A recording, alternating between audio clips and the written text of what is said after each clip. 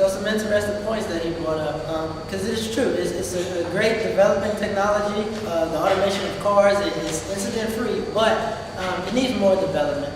And is it safe? Is it safe to have an automated car versus people who make mistakes that the car may not account for? Things like that should be accounted. For the next presentation, I'll introduce the next speaker, Mr. William Ledette, and he will be speaking on the steam ejector experiment.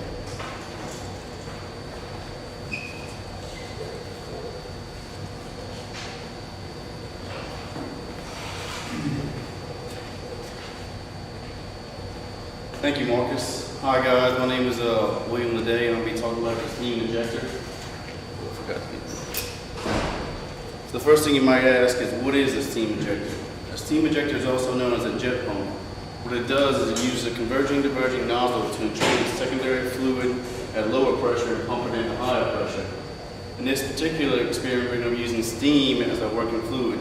And the great thing about using steam is it's able to pump the water from the tank, but at the same time, it's also able to heat the water. So when you have an excess available of steam, you can accomplish two things at once. What are the objectives of this experiment? The objectives are to calculate steam flow rate through a choke nozzle, perform an overall mass and energy balance of the ejector, calculate the efficiency of the ejector when used as a feed water heater, calculate the efficiency of the ejector when used as a pump. There are two types of ejectors, a subsonic ejector and a supersonic ejector. The first one I'm going to talk about is a subsonic ejector. In all ejectors, there's a converging-diverging nozzle, which accelerates the steam. With an increase in velocity, you have a low-pressure region created, which allows the steam to accelerate. With this low-pressure region, you're going to have a suction chamber, which is going to suck the water from the tank. And once it sucks this water, the steam is able to mix with the water and go out of the diverging nozzle, will again return to the ambient pressure. The great thing about the subsonic ejector is that it's going to work very well as a pump. We have a max velocity where the suction chamber is placed. With a max velocity at the lowest pressure, which is sort of acting like a negative pressure in a vacuum, and it pulls the water out of the tank where it's able to mix with the steam, and also return back to the ambient pressure when it goes to the diffuser. The next thing I want to talk about is the supersonic ejector. It's a little different than the subsonic ejector in the fact that the suction tank is placed after the ejector. And again, it involves a converging-diverging nozzle, which allows the steam to accelerate, but since it's placed after the ejector and it expands, pressure increases. With this increase in pressure, it doesn't allow for as much suction of the water, but it does allow for more steam to flow through, which is going to be good for a feed water heater. This is a picture of the supersonic ejector, and as you can see, the suction chamber is placed after the ejector. Steam passes through the converging nozzle, accelerates, then it decelerates and expands. So with higher pressure, it's going to be less suction at the suction chamber.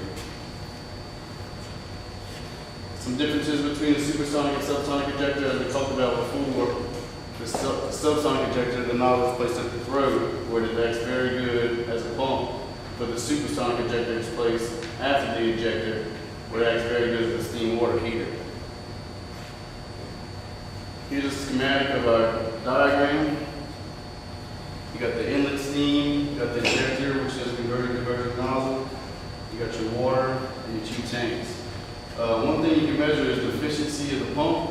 We're going to have a water heater at a constant level. Water is going to be provided in, and water is also going to be sucked out. With the most efficient pump, the water level is going to stay the same. Here's an experimental apparatus, kind of broken down. These are valves. Here you got a steam supply, a water supply. You want this valve 13 to be closed so you don't have the water and the steam mixing below and draining. Here's your ejector, which is going to allow the steam to reach its velocity and cause the suction, where these are temperatures and pressures at each point. Here's the procedure. You want to make sure the valve 13 is closed again so the water and the steam do not mix. You want to make sure valve 14 is open. You want to open valve 15 and fill the tank approximately to halfway. The reason you fill the tank is so you can measure the efficiency of the pump.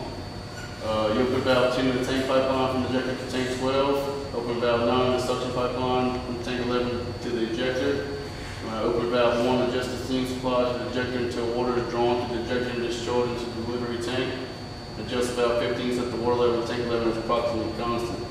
With valve 9 fully open, you can play with valves 1 and 10 to measure how it pumps and acts as a feed water heater.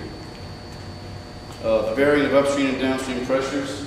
For upstream, you definitely want the pressure to be higher than the downstream so you can have an increase in velocity. With the increase in velocity, you can allow for the suction to occur in the ejector or after the ejector. Another important thing is you do want the increase in velocity to occur so you can suck the water out and mix the steams. So in the converging nozzle, you want the area to be bigger, but when it reaches the throat, you want the area to be smaller so that it can increase in velocity. Here's our data for relations and calculations. First thing we calculated was the mass flow rate, the Mach number through the nozzle. This is the area at the throat, the inlet area for compressible flow, we assume 1.4. And we got a Mach number less than 1, which is correct for diffusion. The second thing we had to calculate was the speed of sound for reasonable steam temperatures upstream. In the data, they said all the steam was varying between 130 and 140 degrees Celsius. So we calculated using the screw to KLIT. This should be a T right here. The last thing we calculated was the Mach number. Using the Mach number speed of sound, we probably had to estimate the mass flow rate. I used the critical density, critical velocity, critical area, which mass flow rate is equal to rho VA. Calculated this also from these two equations right here. I assume that the initial pressure of the steam, which I looked up in the book, is 1.55 kilograms per meters cubed. Some important thing to remember about is the steam ejector involves converting the diverging nozzle. It's used to mix steam, and it also works as a pump. Any questions? Based on your Mach number calculation, so what do you say about is it better to use as a pump or as a Based on this Mach number, it's a supersonic, so therefore it's going to be used as a feed water heater because Mach number is less than 1 upstream and the Mach number is equal to 1 in the throat, and it's going to be higher than 1 downstream. So that means the velocity is increasing, but also because of this increase in velocity, when you go through the diffuser, there's going to be more pressure, which is going to slow the velocity down. With less velocity, it's going to be in higher pressure. It's not going to be able to suck this water out. So the steam is going to continue through where it's going to have less mixing of the water, so it's going to be better as a feed water heater. I was confused you asked about the Mach number, but that's more has to do with the speed of the fluid. But that makes sense, if you at the throat, the Mach number is 1. It expands, so you have a higher temperature. With the higher temperature, you're going to have less pumping of the water, so the steam is not able to mix as much with the water. Water is cooler than steam, so therefore you have more steam coming through and you can heat the water better. Any more questions?